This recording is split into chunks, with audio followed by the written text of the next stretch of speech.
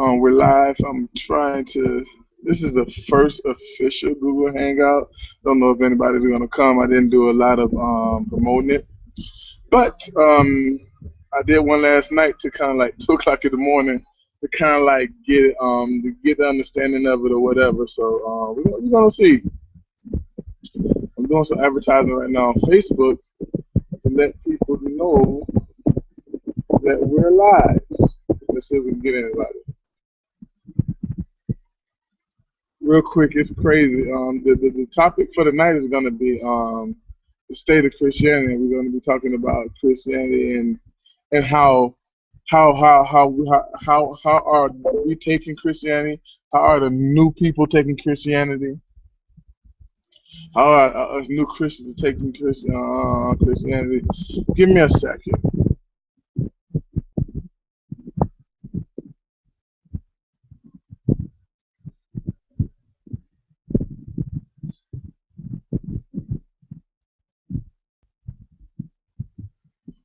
Actually, right before I started the Google Hangout, I read this post. I don't know if it's true, but they're talking about doing the new Martin Luther King video, and they're talking about casting Leonardo DiCaprio as Martin Luther King in the movie, and he will wear a blackface. That's a video for itself. I haven't really read the article. I mean, I had just caught wind of it soon as right before I started the Google Hangout. So that's going to be a video in itself. I think I'm gonna do, but I want to read the article and see if it's not a joke. But yeah, I'm just gonna do one more advertisement for the Google Hangout. Maybe we can get somebody in here. If we can't, I'll do it like a video style because I have a lot to say on the subject. And give me a second. I'm typing on Facebook.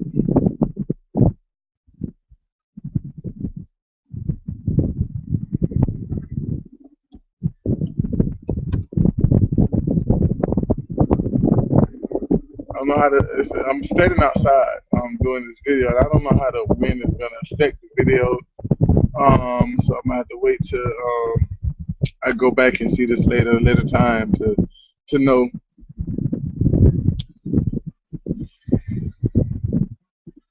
I think I've been having I've been doing a lot of videos. I got like 148 videos on my channel, and I'm putting them on YouTube, but I don't know if they're coming on me on Facebook. And I've been tweeting them, but I don't know if it's happening the way it's supposed to be. So yeah. All right, so we're back. Well, I'm gonna try to wait a good 15 minutes. Um, to see if we can get anybody in. Like I said, it was really I thought really I said I was gonna do this Google Hangout last night around 2 in the morning, so it was kind of like I didn't advertise it all day long or whatever. So if no one comes in, then it's gonna probably be just more like a YouTube video. I'm gonna probably like break it up in sections because I'm gonna talk about a couple different topics. If we get people in here, we'll go as long as we want to go. But if it's just me, I'm probably gonna do it like a 30-minute YouTube hangout. I mean YouTube video and kind of like just chop it up with different subjects and put it on the internet. So either way, people will be getting it. So we're talking about the state of Christianity and what I mean by that. I want to go into details to what I mean about that. What I mean by the state of Christianity is this. I've talked to a lot of people, sharing my faith as we're supposed to do. So I talked to a lot of people sharing my faith, talking about Christianity, and a lot of the feedback I get is how you want me to join you in Christianity when people in Christianity don't take your faith serious. All right, nobody walks what Jesus said. And then I look at just the everything around it. I look at I think I'm talking too loud. Let me back up some. Yeah, let me just lower my voice a little bit. But I look at everything around it. I look at Give me a second. There's got to be. I know my volumes are like volumes of my talk is too loud. Let me see if I can. Let me see if I can just kind of like lower it. I don't want to overtalk people. If there was people, I wouldn't want to overtalk them. Okay, it seems like no, I'm still too loud. Excuse me as I go along. I'll be doing a lot of things because I'm still trying to learn this Google Hangout, and eventually it's going to be perfected. And I have the option of having a sidebar where you can type and join in and type and everything. So that's pretty cool. Chat the chat. I got the chat bar up. Let me post something.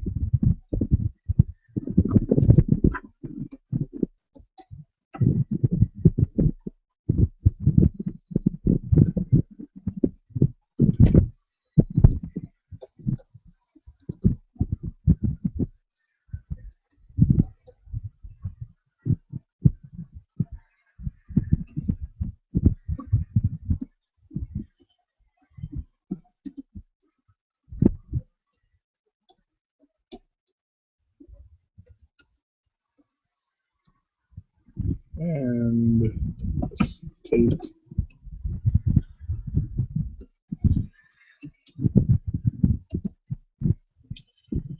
All right. So getting back to the original topic, what I was talking about.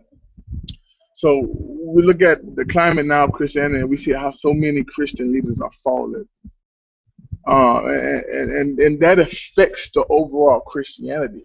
When we have whether it be whatever denomination that it is, when a pastor fall, that affects the overall Christianity. Give me a second. Need something to drink.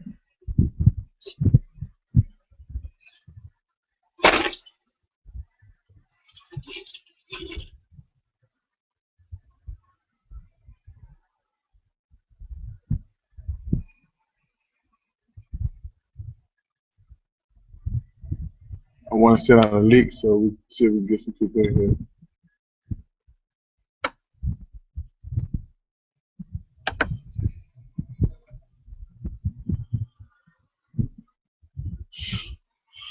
Yeah.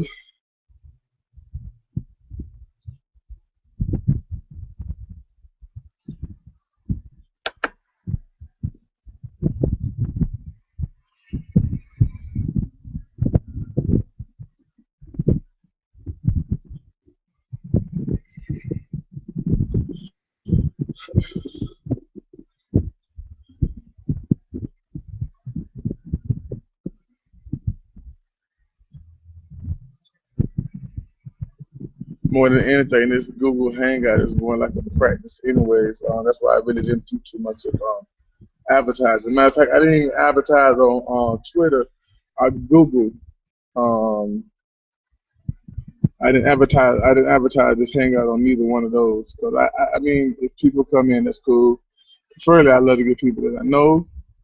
But the Google Hangout, I believe, is public, so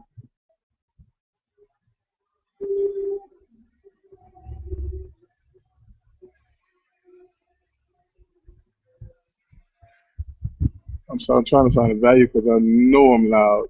I know I'm too loud. I'm looking at my value raters, and I'm trying to get a lot of the equipment too that I need for the for microphones and stuff like that. But let's get back to the original subject.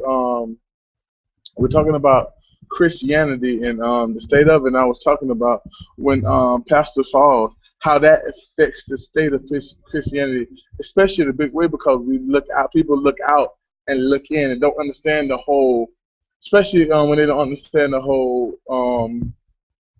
ideal of Christianity, because the whole idea of Christianity is not people who are perfect in Christianity. It's people who are fallen, who serve the God that's making them perfect through a process of just becoming more like Him. So you do have Christian falls.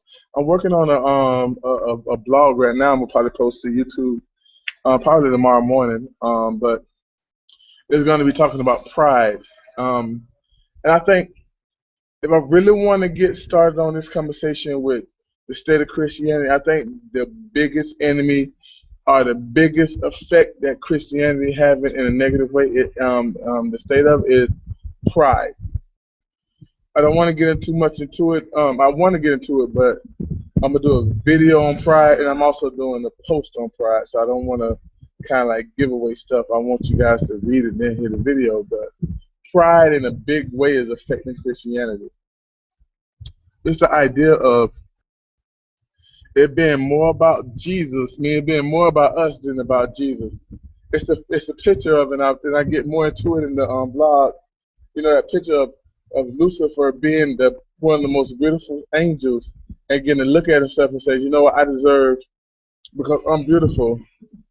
God must be love me because I'm beautiful. I deserve to be better than him. And we take that same approach to God. Is God love me so much, so he's gonna do what I say. And our arrogance and our pride get in the way. And in the post I explain more of that. You know, but I think arrogance and pride is one of the biggest downfall of Christianity today.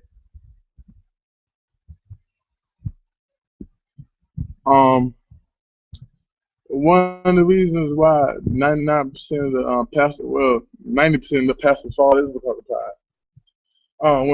When pastors fall, we have to look at that pride issue. We have to understand that it sneaks up on us, man. That pride is so dangerous.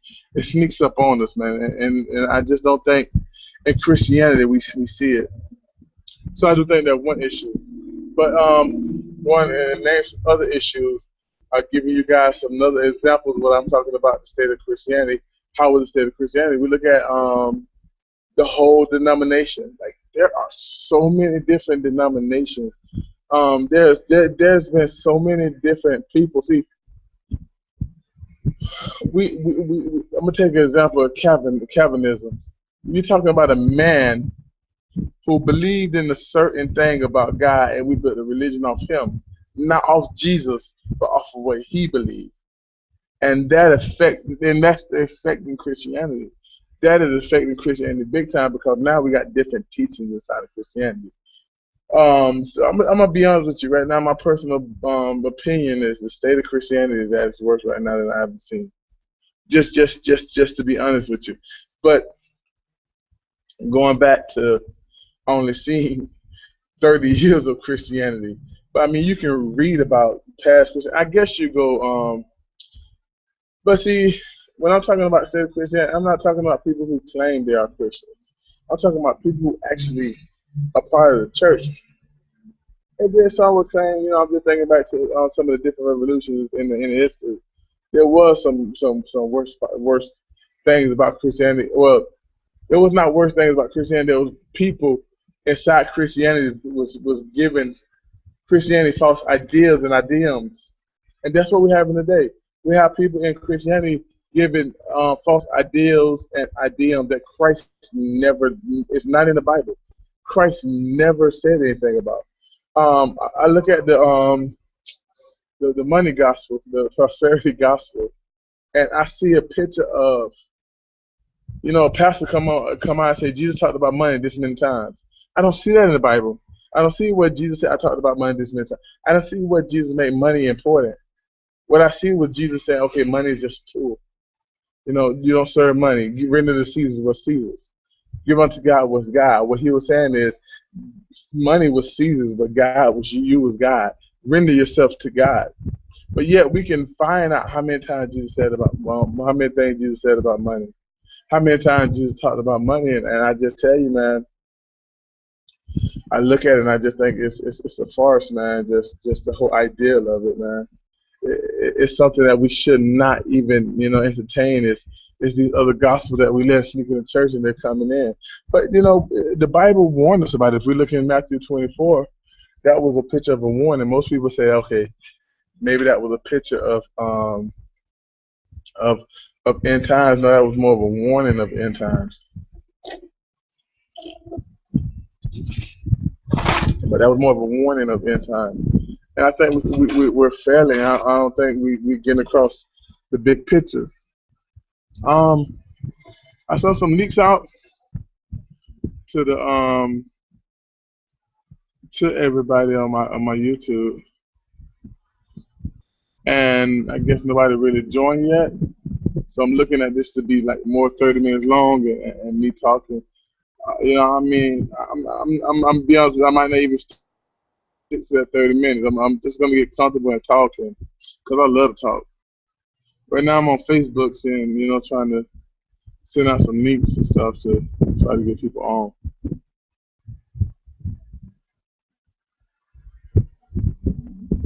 You know what? I want to take time and discuss it, man. I'm gonna tell you, I'm on Facebook trying to send out leaks and everything, and Twitter and stuff like that. And I keep on saying this. Leonardo DiCaprio to play Martin Luther King.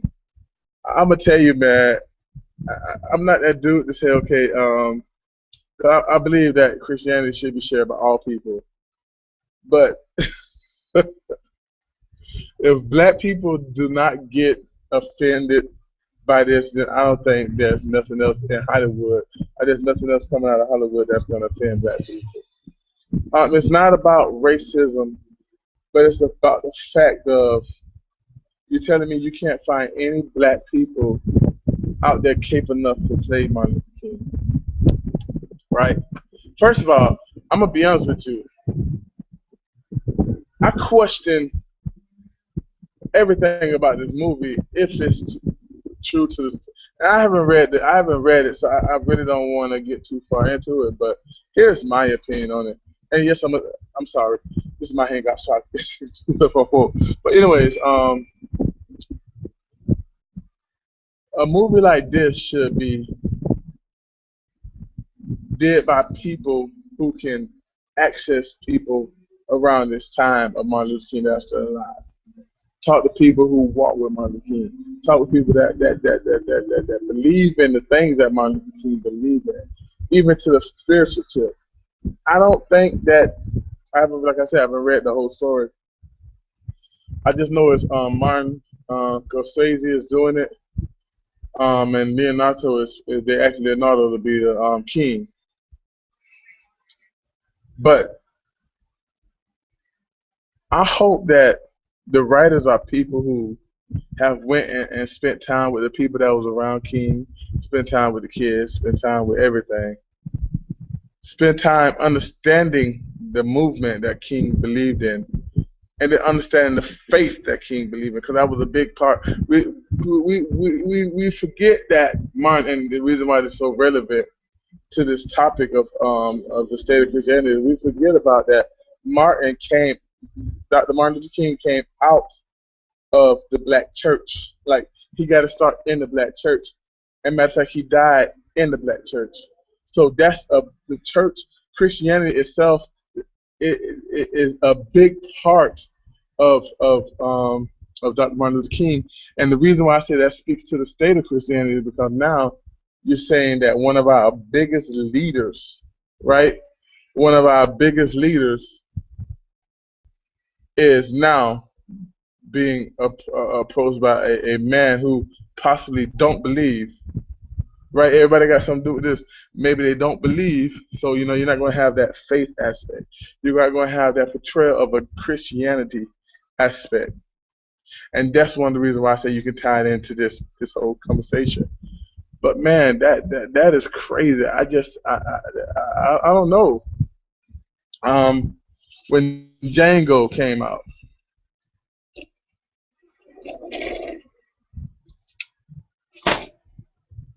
Excuse me. When Django came out,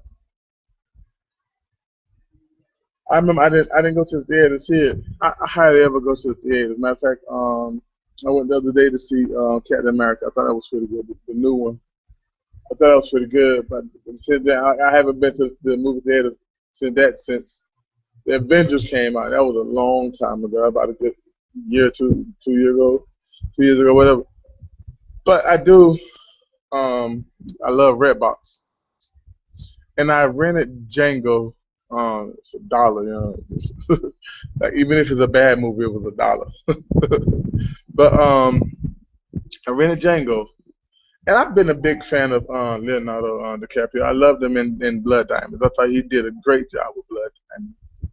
Um, some of his other movies was too out there, not really in my style.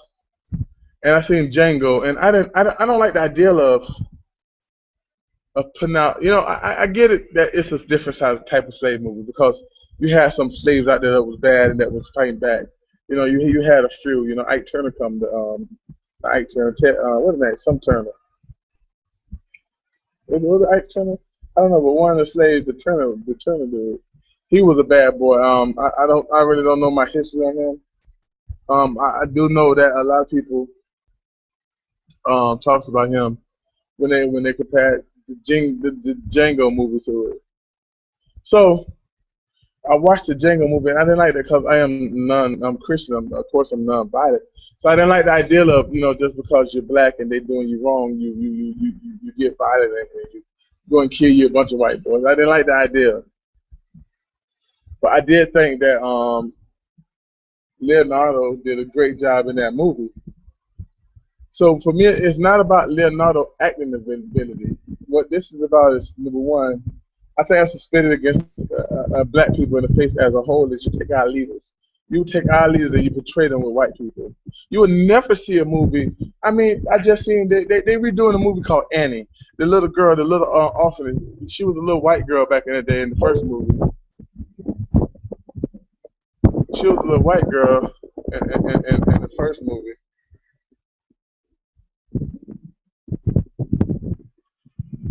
She was a little white girl in the first movie. And they doing a remake, and Jamie Foxx is in this movie with a little black girl called Annie. And like I read the comments on that, and there was so much hate. Oh, why they doing this? And why I hate when they just try to another black people try to take over white people stuff. But then like you go out and do this right here with Martin Luther King. We took a movie called Annie, which was a great story, but it was not even a real story. To my knowledge, it wasn't a real story. You're talking about a leader in a black culture, and you can't tell me that there's not a conspiracy for better word for lack of better words. There's not a conspiracy to show the black man in a weaker way. I mean, how can you portray a black man, somebody who's strong, stand for black people, love all people, but he loved his black people. He's seen injustice in his black people and put a white man in it. And it's not even so. How long King been? He died in what? It haven't even been 40 years. Like, that's crazy. You haven't even. It's not even been 40 years, and then you're gonna tell me, "Oh, get over it." It's about talent. It's not about talent. It's a bigger picture. You see, our white brothers and sisters, even Hispanic brothers and sisters may see this being about, you know, we want to see a talented person playing it. No, it's black people out there that's very talented too that can play this movie, man. Matter of fact, just talking about me seeing Captain America 2. The black guy in Captain America 2, he could do it. That kid's a good actor. I seen him in a couple movies. He could do it. There's so many black actors out there that could do this. So you can't tell me it's about talent, because we got the talent. There's enough black talent actors out there. What is this about? This whole thing. And the more than anything, what wears me the most is you got people who may not identify with Christianity doing this movie on a legend in Christianity. You gotta understand. One of the things that I don't know why they don't teach us this, but Martin Luther King name was Michael Luther King. I mean, it was Michael King. His name was Michael King, and his dad's name was Michael King. But the great I forget it was a Martin Luther. He was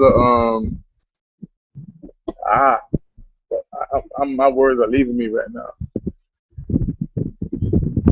But anyway, he was a great Christian. I don't want to call him a pastor, evangelist. There you go. He was a great Christian evangelist.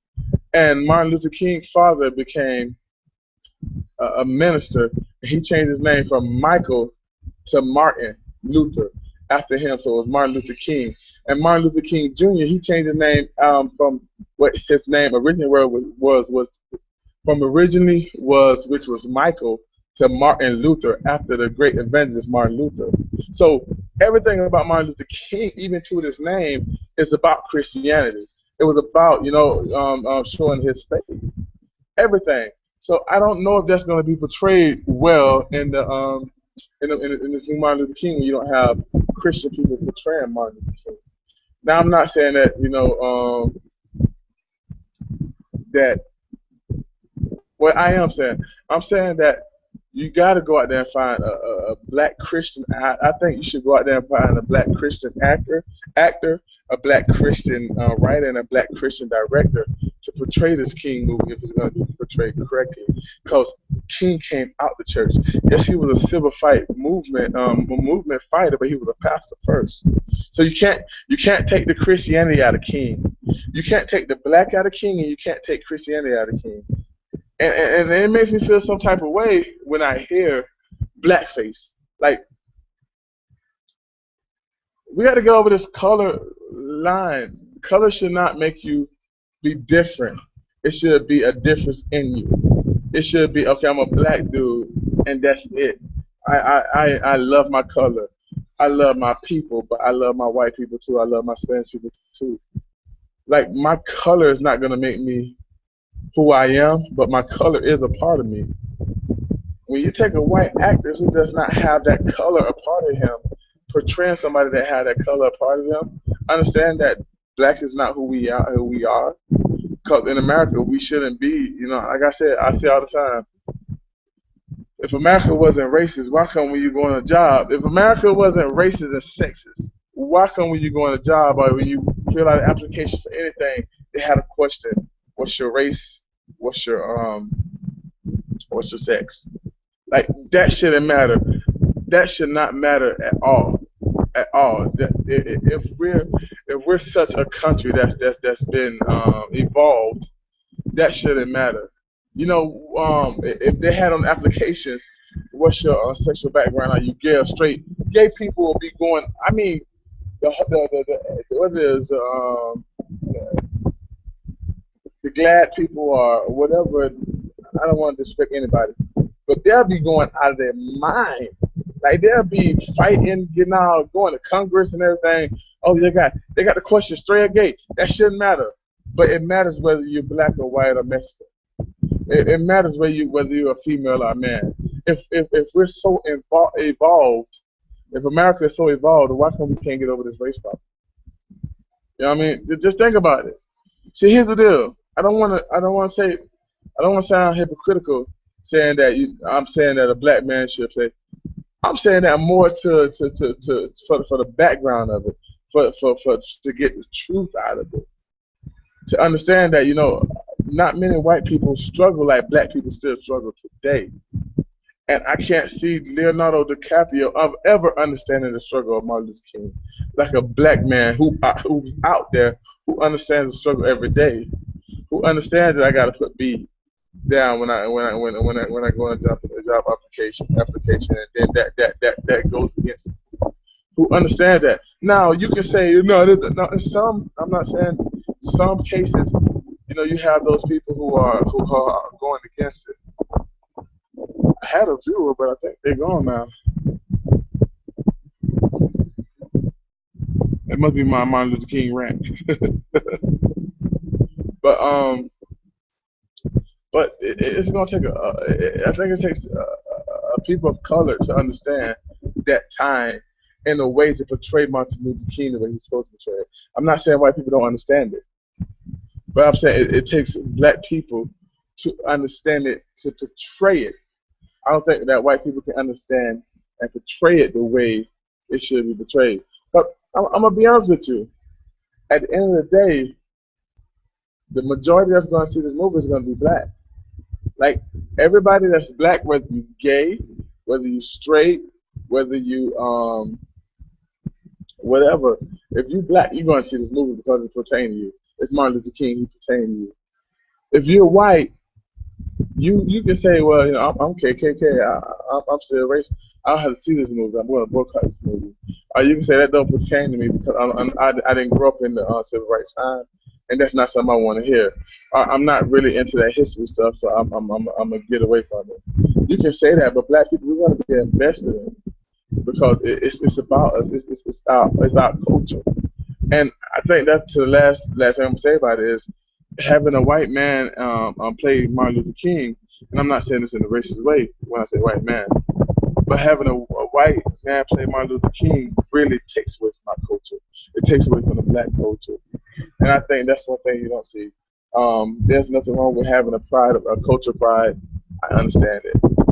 I talk to some people, and I think it's a travesty. But I talk to some people that fly the Confederate flag, and it's a culture thing. It's not a racist thing. It's a culture thing, and they get so much flack for trying to just have their culture. The Mexican flags, the Mexican Americans, they fly the Mexican flags. It's not about it's not about being racist, hating America. No, it's about their culture. It's about being proud of your culture. The Haitian flags, when the Haitians fly their Haitian flags, that's about being proud of their culture, and that's a good thing. So I don't think it's fair for us to look at the Confederate flag and say, okay, man, these are some racists. No, that's a part of their culture. But just as much as us, you can't take the black people culture away. You can't take things from us and steal things from our culture. You can't keep hiding things from our culture. We got a culture of black people that does not know the history of black people. We don't have the full history of black people because you're taking things away from our culture. It's not racist to have a culture. It's racist to take away from that culture and lie to that culture. So that's gonna be the last thing I say on Martin Luther King. I really didn't want to go there this long, but going back to the original idea of the state of Christianity, I think that we have too many. We have to get back to the principles of the Bible. Then we have to get back to the principles of what Jesus taught us. And the two biggest principles we can get back to is loving God and loving each other. I think right now, the Bible says, "How can you say you love God when you don't see Him, but the neighbor that you see every day you hate him? How can you say you love God?" And that's a legit question. That's a legit problem. We have to get back to loving each other, loving it. And now I'm talking about love. I don't care what you are. I don't care I don't care what you put on your resume when the question is what color you are. I don't care. I don't care when it comes to the color of what your sex is. I don't care. I don't care when it comes to color of your sexual orientation or your sexual choice. Gay, lesbian. I don't care about that. We got to get back to loving each other. And then secondly, we need to get back to showing people Christ. Understanding that we can't save anyone, that no one will save anyone. Jesus Christ is the only one to save somebody. If you have a gay friend, let's not try to go out there and hit him over the head. You gay, hit him with scriptures. Yes, we do believe in our faith that being gay is a sin, but we also believe in our faith that cheating on your wife is a sin. We believe in our faith that a lot of things are sins. And we believe in our faith that we should not judge each other on our sin, but we should try to love each other in spite of our sin. And we need to show a picture of Jesus who can save people. Because you understand, I talked in one of my videos that making enemies of the cross. We make homosexuals enemies of the cross when we go out there and throw a bunch of scriptures in the face and tell them what they're doing is wrong and how they're going to hell and how they're doing this and other. What we need to do is honestly pray for them because that changes things. Prayer changes things. And then we need to show them a picture of Jesus so they can go to Jesus. And when they get to Jesus, understand that God is mighty to save. We're not mighty to save. I can't go tell a gay person anything that's going to make them come out their lifestyle. But I can love them, man. I can love them and make this life a little easier for them. Show them Jesus, and Jesus is the one that's going to save them. He's going to come to them and say, I'm going to reveal myself to you and let them lead the lifestyle. I'm going to leave this on this story, speaking of the gay issue. These two lesbians was going to, one Sunday they decided they was bored and they were going to go to church. So they went to church holding hand in hand. They went kissing in the food and everything. And the pastor didn't say nothing to them. They're like, whatever. They allowed it and prayed for them. They allowed it and prayed for them. So they kept going over and over again. One of the lesbians had grew up in church, and she started getting convicted and realized what they're doing was wrong and what she was doing was wrong. And that conviction, not the judgment of the people, but that conviction by the Holy Spirit came into her and brought her out of that gay lifestyle till she was straight now. and she was a permanent member in that church. She changed her lifestyle, but not because of what the pastor said. The pastor was just being faithful to God. And that's what we call to be to the homosexual. That's what we call to be to the murderer. That's what we call to be to the people who rape, the rapists. That's what we call to be to the ones that cheat on their wives and cheat on their husbands. That's what we call to be to the people that are liars. That's what we call to be to the people that thieve. We're called to be faithful to God and trust that God can save the people. There's nothing we can do, but God can do everything. He said that all things are possible with God. So there's nothing impossible with God. So we gotta just bring God to the situation. We should bring Christ to the situation. I go out into the world, man. I don't really fear the world. I don't fear what people say. Oh, he been here. I go out there because I go out there with a mindset. I'm gonna take God to the situation, not with the laces gonna change the situation. Matter of fact, I go sometimes I go out, man, and people are drunk and staggering and all that. Nothing I can do about that. Ain't nothing you can do about it. They have their own free will. They have their own their wants and everything, and nothing you can do about it. But you can show a picture of Jesus. You can bring God to the situation and make them think, so, okay, well, maybe this something, this dude right here, he's different, man. Maybe there's something he's doing right that I might try and it help me out of my life. Because you know what, man, if there's always something, we don't understand the struggle of people. We don't understand the struggle behind what people do. I was looking at a number and how, like, the percentage of the people, the black people, I don't know what it is in the white culture, but in the black culture, the percentage of homosexuals, a lot of them was raped by uncles and aunties when they were young. So while you out there judging them, understand that you never know what happened in their life to make them become homosexuals. It's a picture of the church is doing it backwards. We're missing the boat on this homosexual thing. I'm not saying we should allow it, but what I'm saying is we should look to give them Jesus instead of look to give them a sermon every week, a sermon about what they're doing is wrong. Sometimes we can push people away from the church and push them further into that lifestyle when maybe God was drawing them there. For you to be faithful, and they see a picture of Jesus, and they see a picture of somebody giving them Jesus, and you know what? I want to try this Jesus, and then Jesus come in and change their life. We need to live by the mode in Christianity, in the state of Christianity. We need to live by the mode that we can't save the soul. Jesus can do it. Only Jesus can do it. This has been Third Movement First Hangout. At one point, we had a real videos. I'm kind of running out. I'm not running out of words to say, but this topic was meant to be more engaging. I want to get what people said about it and everything. And I talked basically for 45 minutes, or for 40 minutes. So I wanted other people input on this and everything. We're building this ministry up, man. We are. We're building this ministry up slowly but surely, man. When it comes down to this ministry and everything we do, I want to make sure we focus on Jesus, not focus on building a channel that has 1,000 subscriptions and 1,000. That's really not my focus. My focus is more on when people come to this channel, do they leave with a change? When people come to the channel, do they leave with a better understanding of Christianity, with a better understanding of hope, with a better understanding of faith, with a better understanding of love? If I'm doing that, and if one person a day come and change and have a better understanding, man, I'm doing enough. I'm doing enough. I may not have, I may, when God may bless me with the numbers to have tens and thousands of people, but right now, in the season that God has me in, it has been a season of just wanting to be true to just someone.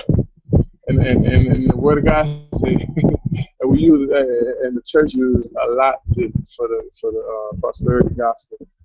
But the Word of God says, if you faithful over little, God can trust you to be faithful over many, over much. And we use that for the money, but it's more for His work. When you go out there and you be faithful over that one sheep you get, and you just spend time and help him grow. It's a picture of Paul and Timothy. Paul was faithful over Timothy. The next thing you know, Paul was faithful over a bunch of churches and everything. So it's a picture of you faithful over little, God can trust you with it, trust you to be faithful with a lot. And if I'm in that season to be faithful over a little, then I welcome that season and I say, thank you, Lord. I truly say thank you, Lord, and I just hope that anybody that I'm ministering to, anybody that I'm coming to their life and trying to be a difference in, I just hope that you find that I do three things. I give you Jesus, I give you a better understanding of love, faith, hope, and love, and I give you a better understanding of how to walk, of how to live this thing. I do, and by the end of it, it's been about 40. Well, I'm gonna keep it for a couple more minutes. Do it like 45 minutes long. Simply just because I want to see if anybody gonna come here. It's kind of me hoping. No, but for real, people, get into your word. Let's shout on that movement. Awesome.